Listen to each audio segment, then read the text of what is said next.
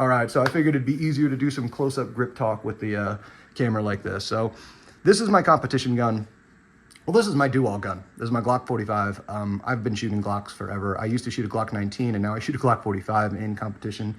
I think that's why I grip the way I do. I haven't learned to grip with a tungsten guide rod or an 11-pound recoil spring, or I don't use 150 grain ammo, and I'm not casting shade at anybody who does.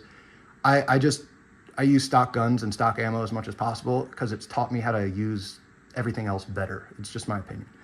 So what I've learned to do with this gun is pretty much not modify it. I have a Timney trigger in it. I have grip tape on it. That's it. Well, obviously a dot, but that's just my sights.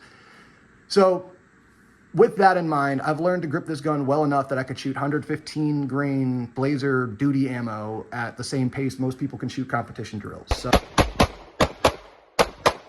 So I like talking about the grip pretty specific to my hands, my body structure, my guns, but I think it applies to everything. Now, I have pretty blocky hands, meaning like I have bigger palms and shorter fingers, but all this stuff still applies. You just might look different on the gun. The principles are all still the same though. So what I want to talk about first is strong hand grip, pretty simple. We've all agreed on the fact that high and tight in the beaver tail is going to be the way.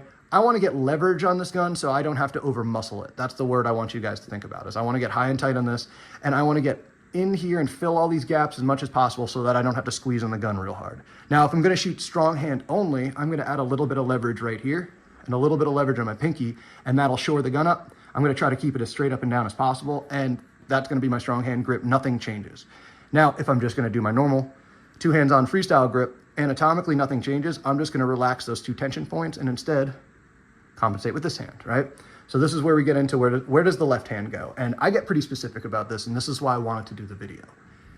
I do not enjoy some of the keywords and some of the vocabulary out there that people teach about grip for a couple reasons. Some of these guys teaching don't have a good fundamental understanding of anatomy and your muscular skeletal systems and things like that.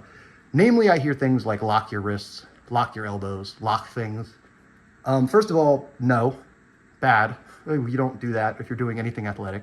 Second of all, there's a fundamental misunderstanding with articulating joints. You can't lock your wrist. Now, you could brace your wrist, you could flex it real hard, but you can't lock it.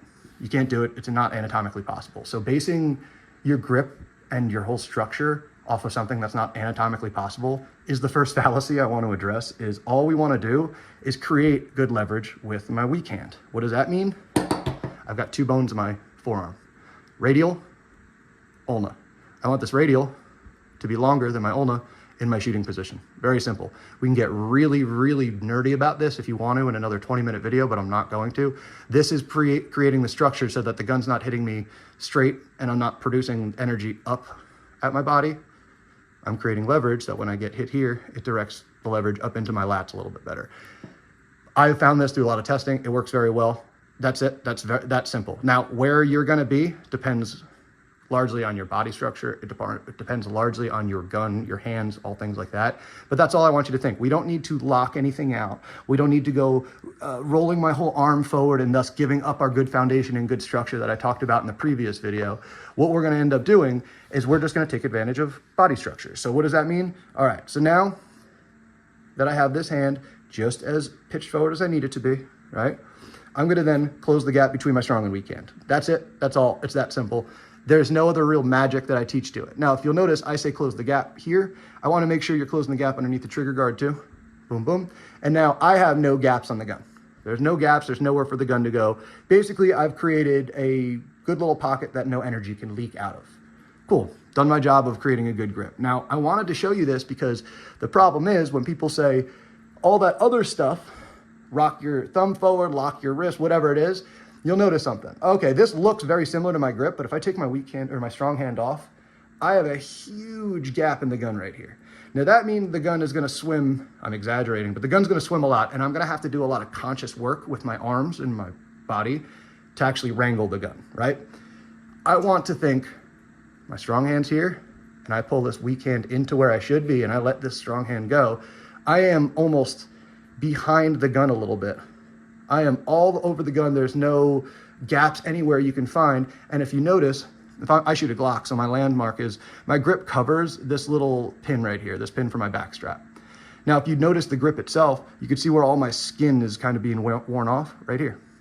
That's where the pressure is then put in that weak hand. Why? If you go back to my previous video, we're not depending on using my forearms, my biceps, my neck, or my shoulder muscles to hold this gun. We're gonna actually think about supporting this gun with my lats. And the best way for me to actually push the gun with my lats is to connect it here rather than trying to use my fingers, right? I'm gonna push it really hard with my hands rather than squeeze it with my fingers. So this is my close-up grip. Now, again, I mentioned I shoot a Glock. I don't shoot a very fancy Glock at all. This is a Glock 45. So I don't care if you have a big fancy gun with all the stuff on it and a mag well, everything looks exactly the same. The principle's the same. Back your hand up. This is a Glock, so I don't want to be called a cheater. Here's my 1911. It's the exact same process, right? Build my high and tight.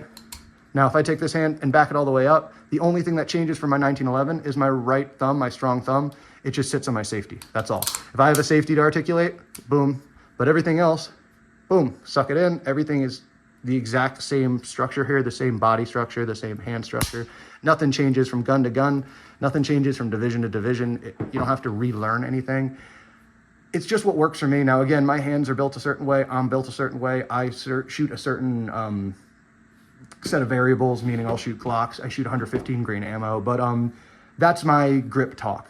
There's no fanciness to it. We don't need to reinvent the wheel and throw out keywords and talk about all these weird indexes and keywords that don't really make sense. We just need to leverage what's already out there. Leverage the gun high and tight, no gaps. Radial's longer than my ulna. Rock that in. Boom, we're locked in. Now actually use my lats to apply some pressure, and we have a decent grip built on the gun. We actually have a good foundation on the gun. So there's my little close-up explanation of it. If you have any questions, please reach on out.